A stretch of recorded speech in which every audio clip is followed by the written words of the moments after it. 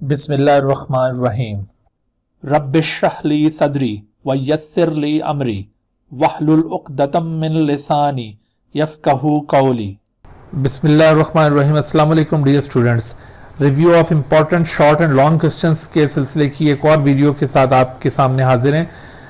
इस वीडियो के अंदर हम chapter number 10 of NBF biology 11 that is form and functions in plants, इसको थोड़ा रिव्यू करते हैं और देखते हैं कि फेडरल बोर्ड का जो इस साल का रिड्यूस सिलेबस है उसके मुताबिक कौन कौन से टॉपिक्स एग्ज़ाम के लिए इस चैप्टर से हासिल किए गए हैं और कौन से टॉपिक्स ऐसे हैं जो कि आपने एक्सक्लूड कर देने हैं, उनको आपने कवर नहीं करना। और इसके अलावा देखते हैं कि यहाँ से जो शॉर्ट क्वेश्चंस और लॉन्ग क्वेश्चंस आएंगे वो किस किस्म के होंगे। तो आइए देखते हैं रिड्यूस सिलेबस में जो कंटेंट्स दिए हुए इस चैप्टर के, उसमें आप देख रहे हैं कि forms and function in plants के सिलसिले में 10.3.1 uptake of water by roots and pathways. लेकिन आप अगर बुक के अंदर देखें तो ये जो टॉपिक है ये 10.3.1 नहीं है, ठीक है। ये 10.1 10.2 ये छोड़ देंगे आप सीधे आएंगे इधर 10.3 पे। और 10.3.1 यहाँ movement of water between the plant cell and their environment topic given है। और जबकि रिड्यूस सिलेबस के अंदर आप देख रहे हैं 10.3.1 uptake of water by roots and pathways given है। अब यहाँ बड़ी कन्फ्यूजन क्रिएट हो रही है कि असल में ये जो टॉपिक नंबर है इसको फॉलो किया जाए या जो टॉपिक की हेडिंग है उसको फॉलो किया जाए। तो आप बच्चों याद रखिए कि ये जो टॉपिक नंबर है ये बाज़ का डिफरेंट एडिशन में डिफ़र कर जाता है, इस वजह से आपने टॉपिक नंबर को फॉलो नहीं करना। अगरचे यहाँ पर 10.3.1 ये कोई और टॉपिक है और वहाँ पर कोई और टॉपिक दिया तो आपने टॉपिक नंबर को फॉलो नहीं करना, आपने ये जो टॉपिक की हेडिंग दी हुई ये फॉलो करनी है। और ये uptake of water by roots and pathways आप देख रहे हैं बुक के अंदर ये टॉपिक आगे जाकर इस टॉपिक के बाद दिया हुआ है, ये है 10.3.2 uptake of water by roots and pathways, ठीक है। तो आपने ये जो वाटर पोटेंशियल सोल्यूट पोटेंशियल ये नहीं कवर करना, इसको छोड़ देना। उसके बाद आप आ जाएं यहाँ पर water and uptake of water by roots and pathways. तो इसमें आपसे जो क्वेश्चन पूछे जा सकते हैं, शॉर्ट क्वेश्चन यहाँ से एक बनता होता है कि define apoplast pathway, symplast pathway and vacuolar pathway, ये डिफाइन करने को कहा जा सकता है। या फिर ये सवाल यूं भी बन सकता है कि how water and minerals are pass from root epidermal cells to the xylem. तो उसमें भी आपने इस केस में भी रूट एपिडर्मल से जाइलम तक ये जो वाटर और मिनरल्स की मूवमेंट है थ्रू डिफरेंट पाथवेज बतानी है। तो ये तीनों पाथवेज का यहाँ पे जिक्र करना पड़ेगा आपको, ठीक है। इसके अलावा देखो इनमें से कोई एक पाथवे ये इसको एक्सप्लेन करने को भी कहा जा सकता है कि what is apoplast pathway, how water and minerals move through this pathway.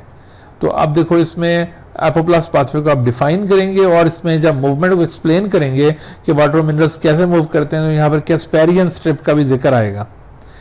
Sometime ये कैस्पेरियन स्ट्रिप के ऊपर अलग से शॉर्ट क्वेश्चन पूछा जाता है कि what are casparian strips and how they regulate the movement of water and minerals in the plant body. तो कैस्पेरियन स्ट्रिप दरअसल ये endodermis of the root cell के अंदर सबरिन की डिपोजिशन से ये स्ट्रिप्स बनी हुई होती हैं और इनकी वजह से वाटर और मिनरल्स की मूवमेंट की रेगुलेशन होती है। एपोप्लास्ट पाथवे के जरिए जो भी वाटर और मिनरल्स मूव कर रहे होंगे वो एंडोडर्मिस रीजन पर आकर लाजमी अपना पाथवे चेंज करेंगे।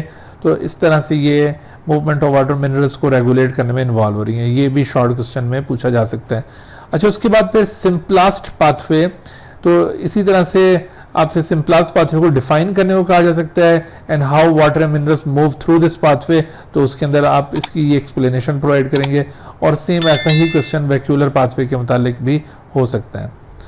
अच्छा, ये डायग्राम भी आपने प्रैक्टिस करनी है। बाज़ात ये जो तीनों पाथवेज हैं ना इनकी डायग्रामेटिक रिप्रेजेंटेशन पूछी जाती है कि draw or diagrammatic representation of apoplast pathway, symplast pathway and vacuolar pathway.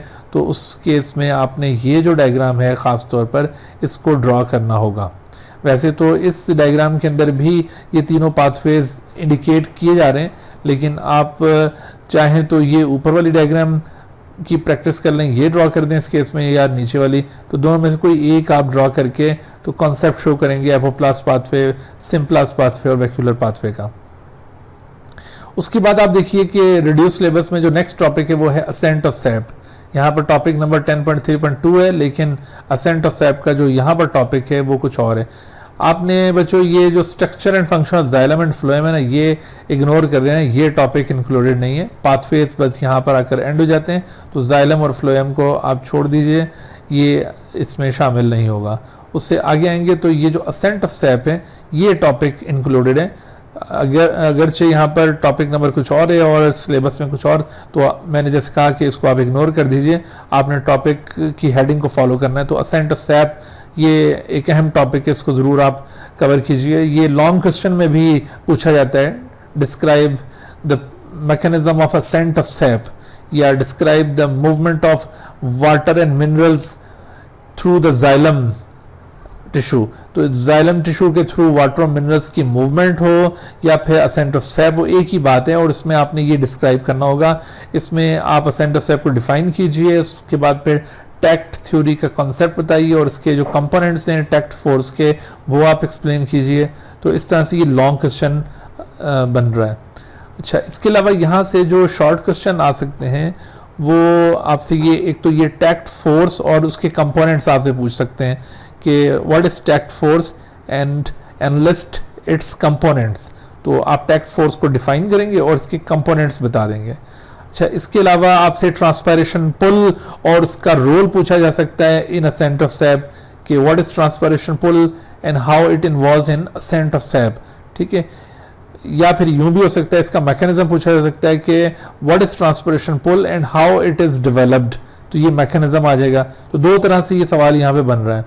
अच्छा, उसके बाद फिर आप देखिए ये एडहीजन और कोहीजन और टेंशन, ये कंपोनेंट्स यहाँ पर इंडिकेट किए हुए। तो आपसे एडहीजन एंड कोहीजन का डिफरेंस यहाँ पे पूछा जा सकता है। तो ये एडहीजन और कोहीजन आपने वाटर वाले टॉपिक के अंदर भी, बायोमॉलिक्यूल्स के अंदर भी इसको प्रिपेयर किया होगा। यहाँ पर भी ये एडहीजन और कोहीजन के दरमियान डिफरेंस पूछा जा सकता है। या फिर आपसे यूँ कहा जा सकता है कि what is the role of adhesion, cohesion and tension forces in ascent of sap. तो इनका रिलेशन असेंट ऑफ सैप से भी पूछा जा सकता है। अच्छा, उसके बाद फिर ये opening and closing of stomata, this is very important topic. ये हमारे इस रिड्यूस सिलेबस के अंदर इंक्लूडेड भी है और ये आपने बहुत अच्छी तरह कवर करना है। जैसे मैंने अभी असेंट ऑफ सैप से लॉन्ग क्वेश्चन के बारे में आपको एहसास दिलाया, बिल्कुल इसी तरह से opening and closing of stomata, ये बहुत बहुत इंपॉर्टेंट टॉपिक इस चैप्टर का। यहाँ से अगर लॉन्ग क्वेश्चन बनाया जाएगा तो बहुत चांस है कि opening and closing of stomata से ये क्वेश्चन बनाया जाए। तो इसमें देखिए opening and closing of stomata की आपने दोनों थ्योरीज करनी है। यहाँ पर आपको opening and closing of stomata की फर्दर कोई ऐसे स्पेसिफिकेशन नहीं बताई कि आपने ये करना है ये नहीं करना।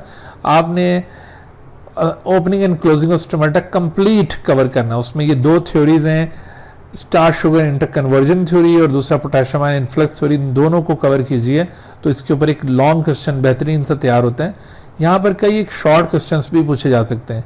मिसाल के तौर पर जैसे स्टार्च शुगर इंटरकन्वर्जन थ्योरी है, तो इसमें आपसे जैसे पूछा जाए कि what is the role of sugar in the opening of stomata. तो शुगर का रोल आपसे ओपनिंग ऑफ स्टोमेटा में पूछा जाएगा। तो आपने ये यहाँ पर जो ग्लूकोज कंसंट्रेशन के हायर होने से सोल्यूट पोटेंशियल और वाटर पोटेंशियल का डिक्रीज होना यहाँ पे मेंशन किया हुआ है, ये आपने पूरी स्टोरी यहाँ पे बतानी होगी। अब देखो यहाँ पर जब आप opening and closing of stomata को डील कर रहे हैं या फिर आप ये जो पीछे असेंट ऑफ सैप को डील कर रहे थे, तो इनको डील करते हुए आपको ना ये कुछ कॉन्सेप्ट्स की ज़रूरत पड़ती है। वाटर पोटेंशियल, सोल्यूट पोटेंशियल वगैरह ये आपको पता होना चाहिए, तब आप इन टॉपिक्स को ज़्यादा अच्छा समझ सकते हैं और फर्दर एक्सप्लेन भी कर सकते हैं। तो ये जो पीछे अभी मैंने आपको बताया था कि आपने वाटर पोटेंशियल, सोल्यूट पोटेंशियल उसको छोड़ देना है, तो एग्जाम के लिए तो आपने इसको छोड़ देना है, आपसे अलग से उनके ऊपर कोई क्वेश्चन नहीं पूछा जाएगा। लेकिन for the sake of understanding आपको वो टॉपिक ज़रूर कवर करना चाहिए ताकि आप ये जो अगले टॉपिक हैं इनको ज़्यादा अच्छा परफॉर्म कर सकें। तो यहाँ पर देखो ये इनका जिक्र बार बार आएगा। तो आपने ये शॉर्ट क्वेश्चन में role of sugar content in the opening of stomata इसको याद रखना है, और इसी तरह से how starch is involve in the closing of stomata, ये आपने मैकेनिज्म याद रखना है। तो ये दोनों बातें यहाँ पर डिस्कस हुई हैं, इनको यहाँ से एक्सट्रैक्ट करें, इनका आंसर बनाएं और इनको याद रखें, ताकि अगर ये क्वेश्चन आ जाए तो आप इजीली उसको अटेम्प्ट कर सकें। आप ऐसा ना हो कि यूँ सोचते रहें कि इसमें क्या लिखें, आपको पहले से पता होना चाहिए। अच्छा, उसके बाद फिर पोटाशियम आयन इन्फ्लक्स थ्योरी। तो इस पोटाशियम आयन इन्फ्लक्स थ्योरी के ज़रिए किस तरह से opening and closing of stomata control हो रही है, तो इस हवाले से कई एक शॉर्ट क्वेश्चंस यहाँ पे बन सकते हैं। मिसाल के तौर पर जैसे आपसे ये कहा जाए कि what are the factors that control the influx of potassium ions into the guard cell. देखो, गार्ड सेल के अंदर ये पोटाशियम आयंस का इन्फ्लक्स हो रहा है, तो ये इन्फ्लक्स कौन से फैक्टर्स कंट्रोल कर रहे हैं, ये आप यहाँ से इसका आंसर तलाश कीजिए, इसको आप याद रखें। फिर इसी तरह से यहाँ पर आपसे मज़ीद सवाल हो सकते हैं कि how water movement of water is controlled within the guard cell during day time, क्योंकि आमतौर पर हम ये कहते हैं ना कि डे टाइम के अंदर गार्ड सेल के अंदर वाटर एंटर होगा, तो उसकी वजह से गार्ड सेल टर्जिड होंगे और फिर स्टोमेटा ओपन होंगे। तो what controls the movement of water into the guard cell, ये वाटर की मूवमेंट कैसे कंट्रोल होती है। अब यहाँ पर दो तरह से ये बात एक्सप्लेन की जा सकती है, एक according to potassium ion influx theory और दूसरा according to starch sugar interconversion theory. तो आपसे सवाल में ये चीज़ ज़रूर पूछी जाएगी कि according to potassium ion influx theory आपने ये मूवमेंट ऑफ वाटर की रेगुलेशन बतानी है, या फिर आपने स्टार्च शुगर इंटर कन्वर्जन के अकॉर्डिंग बतानी है। दोनों में से कोई एक चीज़ आपसे पूछी जा सकती है। अच्छा, उसके बाद फिर इसी तरह से आप देखिए ये जो इसकी क्लोजिंग ऑफ स्टोमेटा है उसके बारे में पूछा जा सकता है कि according to potassium ion influx theory how closing of stomata is controlled. तो उसमें आप ये लाइट की एब्सेंस और उसके साथ जो रिलेटेड इवेंट्स हैं उसका जिक्र करेंगे। और इसके अलावा मैंने जैसे आपको बताया कि ये लॉन्ग क्वेश्चन के लिए आपने इसको प्रिपेयर करना है, उसमें आपने ये डायग्राम की भी प्रैक्टिस करनी है, ये ड्रॉ करनी होगी। उसके बाद नेक्स्ट आप देखिए कि ट्रांसलोकेशन ऑफ ऑर्गेनिक सोल्यूट का टॉपिक भी इंक्लूडेड है। तो आप बुक में ये देखिए ट्रांसलोकेशन ऑफ ऑर्गेनिक सोल्यूट, यहाँ से भी कई एक शॉर्ट क्वेश्चन बन सकते हैं। अगरचे लॉन्ग क्वेश्चन के लिए भी ये टॉपिक सूटेबल है, लॉन्ग क्वेश्चन भी यहाँ से बनाया जा सकता है, लेकिन लॉन्ग क्वेश्चन इस चैप्टर से, चूँकि मैं आपको पहले बता चुका हूँ opening and closing of stomata बहुत ही अहम है, तो आप ज़्यादा फोकस उसके ऊपर रखिए। यहाँ से शॉर्ट क्वेश्चन के लिए आपको प्रिपेयर होना है। मिसाल के तौर पर यहाँ से जो शॉर्ट क्वेश्चन आपसे पूछे जाते हैं उसमें एक तो ये डिफरेंस हो सकता है कि differentiate between ascent of step and translocation. तो ये इन दोनों के दरमियान डिफरेंस आपको बिल्कुल क्लियर हो, इनका कॉन्सेप्ट आप बताएं, इनका जो पाथवे है वो बताएं, और इनके बिहाइंड जो फोर्सेस वर्क कर रही हैं वो आप बताएं। अच्छा, pattern of direction of translocation, ये इस तरह से भी सवाल पूछा जा सकता है कि व्हाट इज पैटर्न और डायरेक्शन ऑफ द ट्रांसलोकेशन, या फिर ये सवाल यूं भी हो सकता है कि explain the concept of source and sink in translocation of organic solute. तो ट्रांसलोकेशन ऑर्गेनिक सोल्यूट में सोर्स और सिंक का क्या रोल है, ये बड़ी वजाहत से यहाँ पे बयान किया हुआ, इनकी एग्जांपल्स भी दी हुई हैं, तो ये आप यहाँ पर एक्सप्लेन कर सकते हैं। यहाँ से देखो सवाल डिफरेंस का भी बन सकता है कि differentiate between source and sink with respect to the translocation of organic solute. तो आप इन दोनों के दरमियान डिफरेंस बनाएंगे और इसके साथ साथ सोर्स और सिंक की एग्जांपल्स कोट कर देंगे। इसके अलावा यहाँ से जो मजीद सवाल बन सकते हैं उसमें जैसे ये कंपोजिशन ऑफ ट्रांसलोकेटिंग फ्लूइड के बारे में पूछा जाता है कि explain the composition of translocating fluid, ये फ्लोएम सैप भी से कहा जाता है, तो इसकी आप कंपोजिशन एक्सप्लेन करें। तो ये आपने कंपोजिशन याद करनी है। ये कंपोजिशन एमसीक्यूज के लिए भी बड़ी इंपॉर्टेंट है, एमसीक्यू भी यहाँ से बनाया जा सकता है। उसके बाद फिर ये मैकेनिज्म ऑफ ट्रांसलोकेशन, तो मैकेनिज्म ऑफ ट्रांसलोकेशन में ये आपने प्रेशर फ्लो या मैस फ्लो थ्योरी को एक्सप्लेन करना है और इसके मुताबिक किस तरह से ट्रांसलोकेशन हो रही है ये चीज़ आपने बतानी है। यहाँ पर एक सवाल ये बनता है जो कि बायोमोलिक्यूल से भी रिलेटेड है, और वो है कि ट्रांसपोर्ट कार्बोहाइड्रेट जो कि सुक्रोज है उसके हवाले से, कि why translocation of organic solute always occurs mainly in the form of sucrose. तो सुक्रोज की फॉर्म में ही ट्रांसलोकेशन ऑफ ऑर्गेनिक सोल्यूट क्यों होता है, ये रीज़न हमने बायोमोलिक्यूल्स में सुक्रोस पढ़ते हुए वहाँ पर भी डिस्कस किया था, और ये यहाँ पर भी आप बता सकते हैं। तो इस चीज़ को अगरचे ये यहाँ पर तो नहीं एक्सप्लेन किया, लेकिन आप उसको बायोमोलिक्यूल से प्रिपेयर कर लीजिए, और आपको ये रीज़न पता होना चाहिए कि ये ट्रांसलोकेशन ऑर्गेनिक सॉल्यूट्स की हमेशा सुक्रोज की फॉर्म में ही क्यों होती है। ठीक है, तो ये शॉर्ट क्वेश्चन यहाँ से पॉसिबल थे। उसके बाद नेक्स्ट टॉपिक आप देखिए यहाँ पर 10.6 growth and development in plants. Growth and development का जो टॉपिक है 10.6 ये अब इंक्लूडेड है। इसका मतलब है आपने 10.4 होमियोस्टेसिस इन प्लांट भी छोड़ देना है। इसके बाद फिर इसकी सब हेडिंग सारी ये स्किप कर देनी है, ये सब कुछ आप छोड़ देंगे। और उसके बाद आप 10.5 सपोर्ट इन प्लांट भी छोड़ देंगे, ये भी कोई आपने कवर नहीं करना। उसके बाद 10.6 growth and development in plants, ये आपने कवर करना है।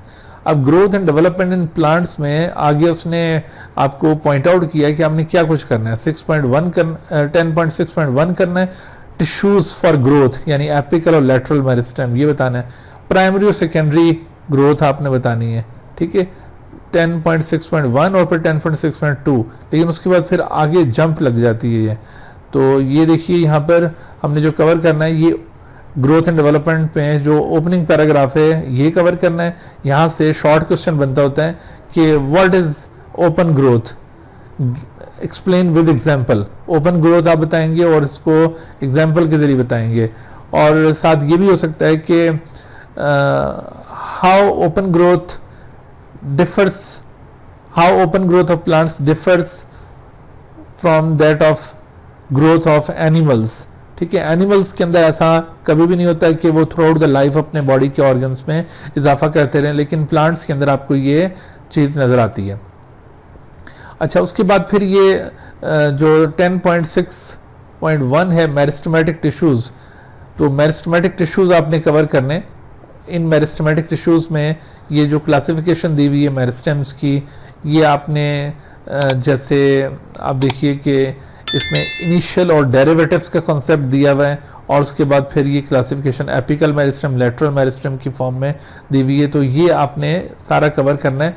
शॉर्ट क्वेश्चन में देखो यहाँ से सवाल बन सकते हैं, जैसे differentiate between primary and secondary meristem, फिर इसी तरह से differentiate between initial and derivatives from with respect to the meristematic tissues. आप इनिशियल और डेरिवेटिव्स को डिफरेंशिएट करेंगे, और फिर इसी तरह से differentiate between apical and lateral meristem. और फिर लेटरल मेरिस्टेम की ये दो टाइप्स हैं, कॉर्क कैम्बियम, वेस्कुलर कैम्बियम, तो इनके दरमियान डिफरेंस पूछा जा सकता है। अब देखो ये जो कॉर्क कैम्बियम वेस्कुलर कैम्बियम के टॉपिक है ना, ये आगे जाकर डिटेल के साथ एक्सप्लेन किए हैं, लेकिन वो अगला जो टॉपिक जहाँ पे इनकी डिटेल है वो चूँकि इंक्लूडेड नहीं है, तो इस वजह से उसको इग्नोर कर दीजिए। लेकिन आपसे बहरहाल वेस्कुलर कैम्बियम कॉर्क कैम्बियम के दरमियान डिफरेंस पूछा जा सकता है, क्योंकि ये लेटरल मेरिस्टेम के केस में यहाँ पर मौजूद हैं और लेटरल मेरिस्टेम हमारे सिलेबस के अंदर मौजूद है। ठीक है, तो इसी तरह से ये आगे आप आए तो टाइप्स ऑफ प्लांट ग्रोथ, तो टाइप्स ऑफ प्लांट ग्रोथ का टॉपिक भी इंक्लूडेड है। प्राइमरी और सेकेंडरी ग्रोथ आपने यहाँ पे एक्सप्लेन करनी है, तो प्राइमरी और सेकेंडरी ग्रोथ ये शो की हुई है। उसके बाद ये जो टॉपिक है role of lateral meristem in secondary growth, ये शामिल नहीं है, इसको आप छोड़ दीजिए, इसको आप इग्नोर कर दें। तो इसके साथ ही ये रोल ऑफ कॉर्क कैम्बियम भी निकल जाएगा, और ये वुड और बार के दरमियान यहाँ से काफ़ी सारे शॉर्ट क्वेश्चन पॉसिबल थे, लेकिन ये टॉपिक एक्सक्लूड करवा दिया हुआ है, तो इस वजह से इसके ऊपर आपको फिक्रमंद होने की ज़रूरत नहीं है। अच्छा, उसके बाद फिर आप देखिए नेक्स्ट टॉपिक यहाँ पर दिया हुआ है जियोट्रॉपिज्म एंड फोटोट्रॉपिज्म। तो जियोट्रॉपिज्म एंड फोटोट्रॉपिज्म आगे जाकर ये ग्रोथ कोरिलेशन भी आपने छोड़ देना है, ये बड़ा अहम टॉपिक था, लेकिन इस साल के रेडियो सिलेबस में ये निकल चुका है। उसके बाद फिर आप आए 10.7.1 ये प्लांट ग्रोथ रेगुलेटर्स, ये भी आप छोड़ देंगे, ये भी आपने कवर नहीं करना। उसके बाद ग्रोथ मूवमेंट इन प्लांट्स, हाँ जी 10.7.2 यहाँ पर हेडिंग है, जबकि आपके पास जो हेडिंग यहाँ पर दी हुई है वो 10.7.2 जियोट्रॉपिज्म फोटोट्रॉपिज्म। तो इसकी मेन हेडिंग थोड़ी सी डिफर करती है, लेकिन आगे सब हेडिंग्स वही हैं, फोटोट्रॉपिज्म, जियोट्रॉपिज्म और थिग्मो और कीमोट्रोपिज्म भी यहाँ पे इवन दिए हुए हैं, लेकिन रिड्यूस सिलेबस के अंदर सिर्फ आपसे दो चीज़ें यहाँ पे डिमांड की गई हैं, जियोट्रोपिज्म एंड फोटोट्रोपिज्म। इसका मतलब बाकी मूवमेंट्स को आप इग्नोर कर देंगे, सिर्फ जियोट्रोपिज्म फोटोट्रोपिज्म को अच्छी तरह से कवर कर लेंगे। अच्छा, उसके बाद फिर नेक्स्ट अगर हम देखें तो इसमें वर्नलाइजेशन का टॉपिक है, ठीक है। वर्नलाइजेशन, इसका मतलब है कि हमें फोटो पीरियडिज्म भी छोड़ देना है, उसको भी नहीं कवर करना। बड़ा अहम टॉपिक था ये अगेन, लेकिन इसको भी छुड़वा दिया गया।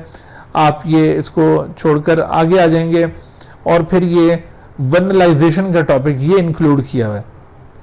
तो वर्नलाइजेशन भी लॉन्ग क्वेश्चन में पूछ लिया जाता है बाज़, इसको आप अच्छी तरह से प्रिपेयर कीजिए। इसके अलावा यहाँ पर जो शॉर्ट क्वेश्चन पॉसिबल हैं उनमें एक तो आपसे यहाँ पर पूछा जा सकता है कि differentiate between annual plant and biennial plant, इसी तरह से डिफरेंशिएट बिटवीन एनुअल वीट, ये spring wheat and winter wheat, इनके दरमियान डिफरेंस पूछा जा सकता है।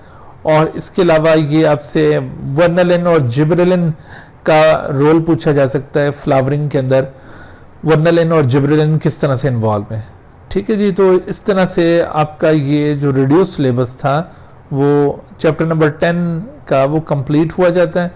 और बाकी इसके अलावा आप देखें जो टॉपिक मैंने मेंशन किए हैं, सिर्फ आप इनके ऊपर अच्छी तरह से फोकस कीजिए और इनमें से उठने वाले जो शॉर्ट क्वेश्चंस हैं उनकी आप प्रैक्टिस कीजिए।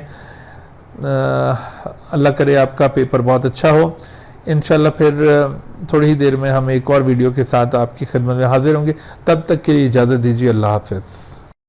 Dear viewers, thank you for watching this video.